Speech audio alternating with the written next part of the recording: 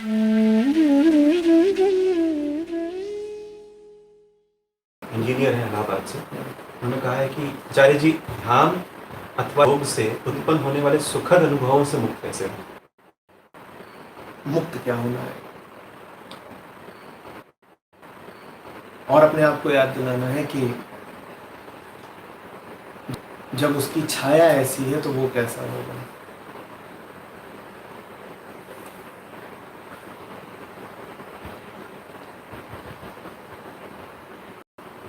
बड़ी गर्मी पड़ रही है, तपती लू, जेठ माह की, मान लो यही महीना है जून का, तुम चले पहाड़ों की ओर मैदानों की गर्मी से बचने के लिए।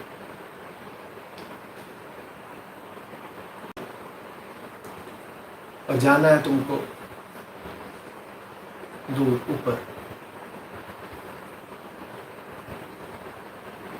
रुद्रप्रयाग।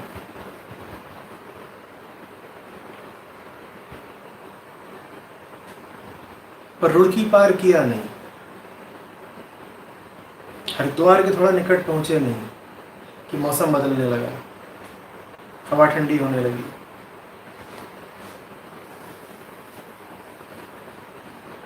दूर हिमालय की रूपरेखा दिखाई देने लगी,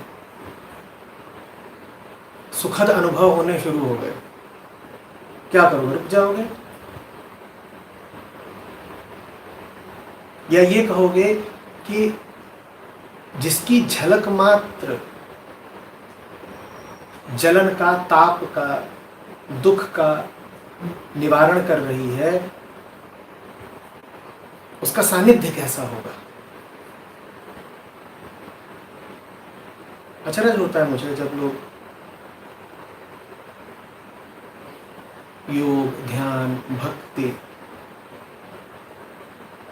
आदि की आरंभिक अवस्थाओं में जो मानसिक अनुभव होते हैं उन्हीं पर अटक कर रह जाते हैं। वैसी ही बात है कि कोई रुद्रप्रयाग जाने के लिए चला है और रुड़की में ही बैठ गया,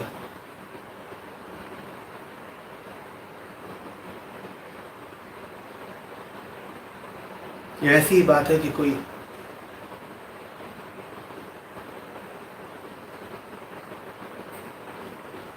मसूरी के लिए निकला है और देहरादून से पहले ही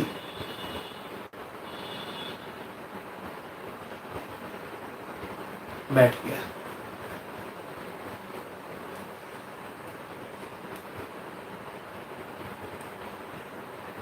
सच्चे साधक के लिए ये सुखद अनुभव प्रेरणा है दूनी गति से आगे बढ़ने की,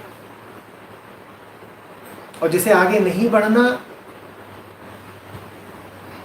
उसके लिए ये जाल है, वो रुक जाएगा,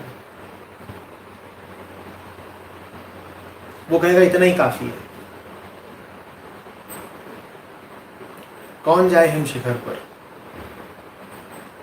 पहले जितना ताप था, मैदानों पर जितनी जलन थी, वो अपेक्षाया तो कम हो गई ना, थोड़ा सुकून मिला, इतना ही काफी है। तो यही दो कोटि के लोग होते हैं, साधक और संसारी में यही अंतर होता है। संसारी को थोड़ा सुकून चाहिए, उसे पूर्ण मुक्ति चाहिए ही नहीं। जब उसका दुख बहुत बढ़ जाता है तो वो कुछ समय के लिए अध्यात्म की शरण में जाता है कि दुख बहुत बढ़ गया है, थोड़ा सा कम हो जाए, अपेक्षाया रिलेटिवली थोड़ी सी शांति मिल जाए। और जैसे ही उसे थोड़ी सी शांति मिलती है, वो फिर जाकर के संसार के कीचड़ में लौटने लगता है। उसे वास्तव में वो थोड़ी सी शांति चाहिए ही इसीलिए है ताकि वो तरोताज़ा होकर के दोबारा भीड़ में, ताप में, जलन में लिप्त हो जाए। साधक का लक्ष्य ऊंचा होता है, साधक जिद्दी होता है, वो कहता है थोड़ा नहीं, पूरा चाहिए।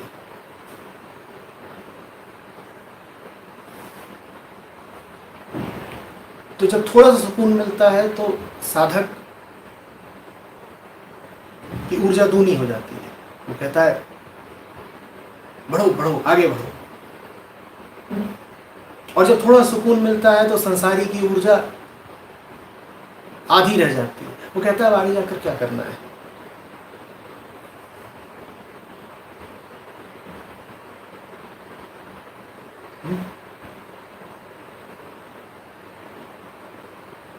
यहीं रुक जाओ, फिर यहीं से लौट लो।